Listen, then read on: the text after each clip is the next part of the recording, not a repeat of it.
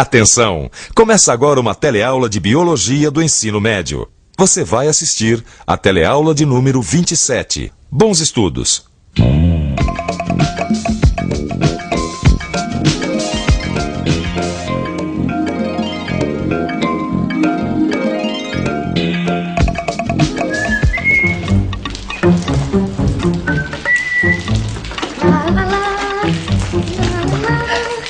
O que você tá fazendo? Tenha santa paciência. Mãe, eu tô regando as plantas. Mas isso é jeito de regar plantas, Dudu? Jogando água nas folhas, tem que pôr água na terra.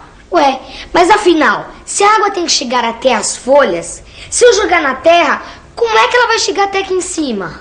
Como? Isso é o que nós vamos aprender na nossa teleaula de hoje. Nesta teleaula, você vai saber como a planta absorve água da terra e a leva até suas folhas, mesmo que elas estejam a grandes alturas. Vai conhecer partes importantes da planta nesse processo, como o xilema, e aprender como a planta pode controlar sua perda de água. Nossa, mãe, o que aconteceu? Tudo molhado. Seu irmão que resolveu regar a planta pelas folhas em vez de pôr água na terra. Você não falou que eu tenho que cuidar das plantas? Falei, Dudu, mas a gente coloca água na terra. A água é absorvida pelas raízes, aí sobe pelo caule e chega nas folhas. Não precisava ter molhado a casa inteira. Vem, Dudu, vem tomar um refrigerante que a mamãe tá nervosa. Mas, Flávia, como é que essa água que a gente coloca na terra sobe até as folhas? Como sobe? Sobe por um conjunto de vasos condutores chamado xilema. É pelo xilema que a mistura de água e sais minerais, que forma a seiva bruta, sobe das raízes até as folhas. A água da terra é absorvida junto com os sais minerais pelas raízes, atravessa o caule e atinge as folhas. Para isso acontecer, a água vai penetrando entre as células da raiz, até o seu centro, que é onde está o xilema. É por esse conjunto de vasos condutores que a água vai subir das raízes até as folhas. O xilema fica no centro da planta e, como você acabou de ver, é por ele que sobem a água e os sais minerais que formam a seiva. Agora, você já parou para se perguntar como a água consegue ser transportada da terra até uma altura dessas, por exemplo? Através da raiz. A raiz retira a água e transporta para a árvore através do caule. Aí é problema, né? Eu acho que deve ter alguma força que leve toda essa água para elas lá em cima, não importa a altura dela. Não sei. Na verdade, para a gente entender como a água consegue ser transportada a alturas superiores a 30 metros, primeiro a gente precisa conhecer algumas propriedades da água. Uma dessas propriedades é a atração das moléculas de água. E isso a gente pode observar quando tira uma garrafa da geladeira. Como a superfície da garrafa que saiu da geladeira está mais fria que o ar aqui fora, o vapor d'água condensa. Como as moléculas de água se atraem, elas se juntam formando as gotas. Cada gota é um conjunto de moléculas de água que se atraíram. A força que promove essa atração é chamada de coesão. A coesão é a mesma força que faz com que o líquido num copo cheio ultrapasse a beirada e demore para escorrer.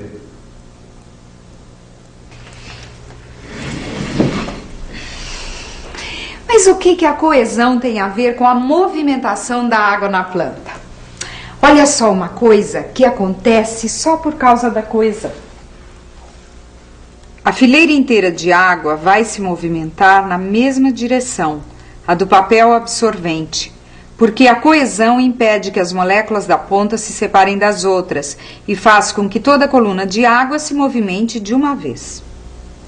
O mesmo movimento da fileira de água acontece também dentro do xilema das plantas. Quer dizer, por causa da coesão entre as moléculas de água, toda a coluna de água absorvida da terra se movimenta dentro do xilema de uma só vez. Agora, para entender por que a coluna de água absorvida da terra se movimenta na direção para cima, a gente antes precisa entender outra coisa: a movimentação das substâncias dissolvidas na água. Nós já vimos que a seiva é a mistura da água e sais minerais que a planta absorve da terra. A água é um solvente, um líquido que dissolve substâncias como o sal, o açúcar ou o pó de refresco.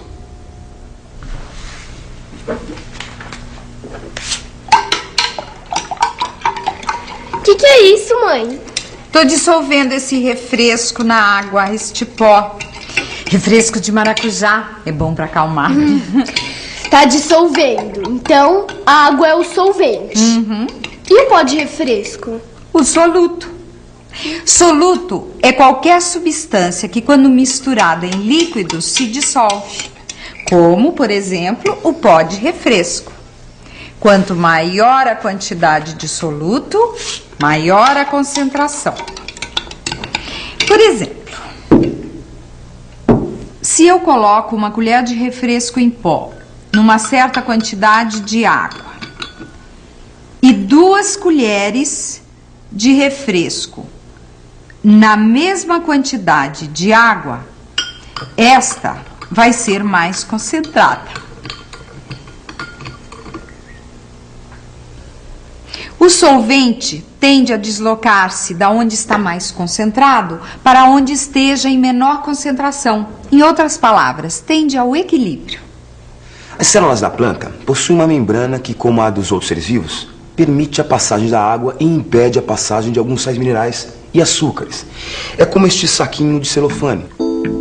Se for colocado dentro de um copo de água, ele vai impedir a saída do açúcar e permitir a entrada da água. O solvente, no caso a água, ela se movimenta para dentro do saquinho, para igualar a concentração do soluto. Esse processo é chamado de osmose.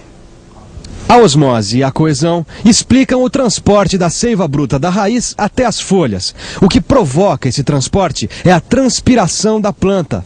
Você se lembra como a gente viu que as plantas perdem água pelas folhas através da evapotranspiração? Quando a planta transpira, as células das folhas perdem água e ficam muito concentradas de glicose. O processo de osmose reequilibra a concentração. A água sai do xilema para as folhas, fazendo toda a coluna da seiva bruta subir, devido à coesão entre as moléculas de água. Como a coluna sobe, as raízes absorvem mais água do solo. A transpiração, a osmose e a coesão é o que explica como a água pode ser transportada na planta a alturas como essa. E para quem gosta de flores, uma dica: entender como a coluna de água se movimenta dentro do xilema ajuda a conservá-las mais tempo. Sabia?